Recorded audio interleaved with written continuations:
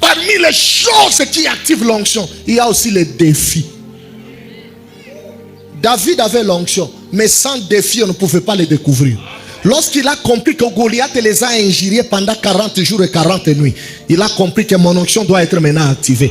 Qui est cet incirconcis? C'est-à-dire les défis ont la capacité de réveiller la divinité dans l'homme. C'est pourquoi un homme qui a un esprit supérieur n'est pas intimidé par les défis. Pour lui, les défis viennent activer l'onction qui est en lui. Je lève ma main, je prophétise que le défi de ta vie active la divinité de Dieu dans ta vie. Que le défi de ta famille active la divinité de Dieu dans ta vie. Ce défi-là ne te tuera pas, mais ça va venir réveiller une colère sainte. Que tu te lèves contre certaines choses. Que tu parles à tes ennemis qui a un prophète. Peut-être que tu n'es pas prophète, mais tu es un enfant de Dieu. Lui, il a dit à Samarie, il y a un prophète, mais toi, tu peux dire, dans cette famille, il y a une servante de Dieu. Le sida ne prendra pas mes enfants. La diabète ne prendra pas ma famille. Tu peux parler à cet esprit de mort précoce qui tue les gens avant 40 ans, qui tue les gens avant 50 ans. Tu te lèves, tu dis ceci. Appelez dire au roi que ici dans la famille Benoît, dans la famille Kabongo, dans la famille Baloumé, dans la famille Chinois, dans la famille Petro, dans la famille Riziki, il y a un serviteur de Dieu.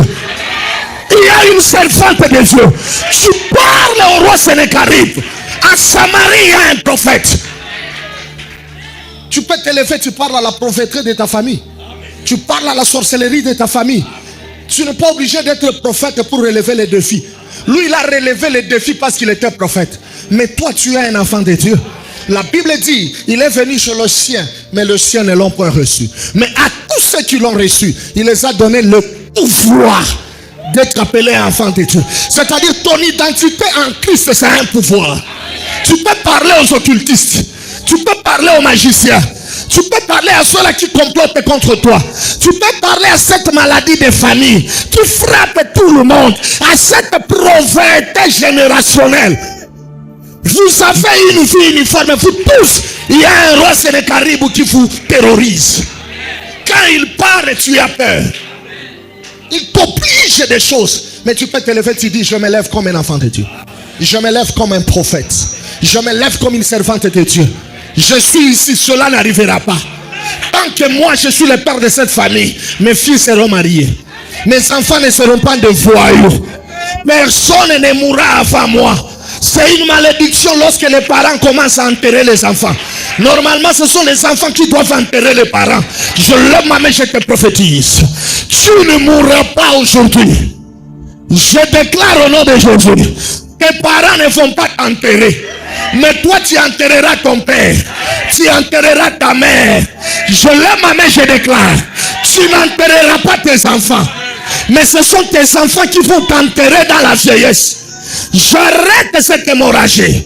Celui qui te combat doit comprendre ton identité en Jésus. N'aie pas peur du roi Sénécarib. Tu n'es pas obligé d'avoir peur. C'est pas tout esprit qui doit terroriser ta famille. C'est pas tous les problèmes qui doivent vous terroriser. La lettre du roi Sénécarib, c'était quelque chose qui est venu terroriser. Le prophète a dit, allez lui dire, allez, qu'à Samarie, il y a un prophète.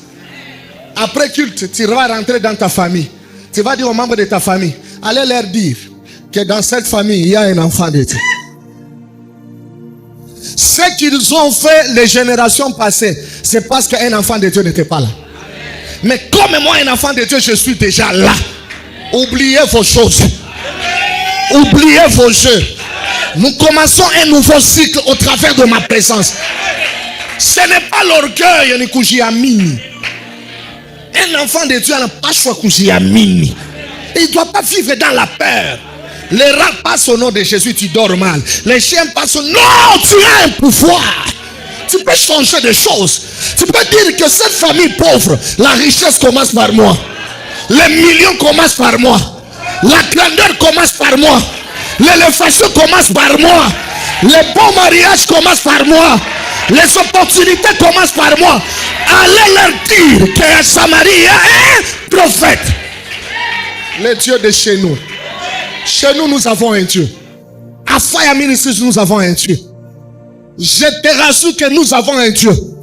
Que personne ne te néglige. Qu'aucun sorcier ne t'intimide. Va donner les témoignages du Dieu de chez nous. Il ressuscite les morts. Il restaure les familles. Il fait marcher les paralytiques. Il ouvre des portes de bénédiction. Chez nous, nous avons un Dieu. Le Dieu de chez nous. Il tire l'indigent de la fumée. Les pauvres de la poussière. Le Dieu de chez nous ne nous fera pas asseoir avec les petits. Le Dieu de chez nous nous fera asseoir avec les grands. Je lève ma main, je te prophétise. Avant la fin de cette année, même pour ceux-là qui me suivent sur Internet, tu vas t'asseoir avec les grands. Les grands de ta province, les grands de ton pays, les grands de ce monde. C'est la promesse que nous avons. La pauvreté là n'est pas ta promesse. La lettre là n'est pas ta promesse. La maladie là n'est pas ta promesse. Nous n'avons pas peur du roi Sennacherib. Nous lui informons une chose, qu'à Samarie, il y a un prophète. Je finis par ici. Je vais poser 2 questions à l'église. Pourquoi il n'a pas dit qu'à Samarie, il y a un Dieu? Mais il dit qu'à Samarie, il y a un prophète. Normalement, il devait dire qu'à Samarie, il y a un Dieu. N'est-ce pas? N'est-ce pas? Les gens peuvent dire qu'ils sont orgueilleux. Normalement, on devait les conseiller. On lui dit non. Il fallait dire qu'à Samarie, il y a un Dieu. C'est ça l'humilité. Écoutez, il y a de petits combats où il faut laisser Dieu tranquille. Dieu est tellement grand qu'il ne peut pas entrer dans des petits combats de sorcellerie. Lui-même, il nous a donné le pouvoir. Il dit ceci: allez chasser les démons. Allez guérissez les malades. Il n'a pas dit quand vous serez là, appelez-moi.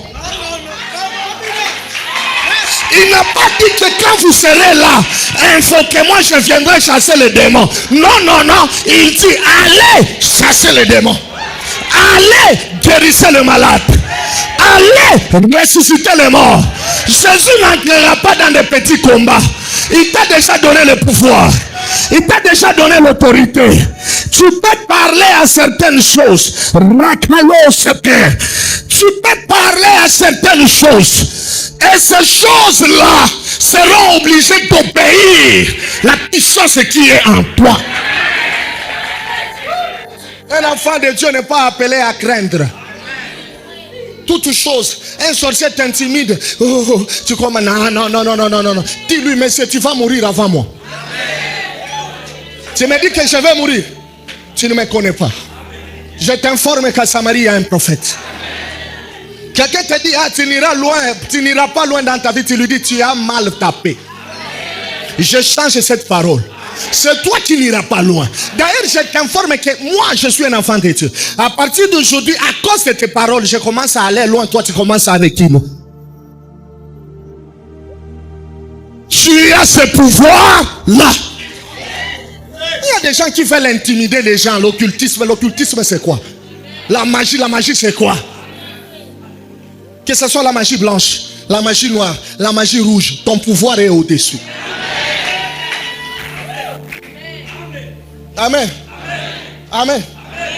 Il y a des gens là, lorsqu'ils blaguent avec nous, nous avons même le pouvoir de mettre fin à leur vie. Tu blagues. Tu ne m'as pas compris. Sifa, c'est fini, c'est parti. Va te renseigner, c'est parti. Quand Dieu met le pouvoir dans un homme, cet homme marche dans l'assurance. Ne confondez pas l'assurance et l'orgueil. Nous les enfants de Dieu, nous ne sommes pas des orgueilleux, mais nous avons l'assurance.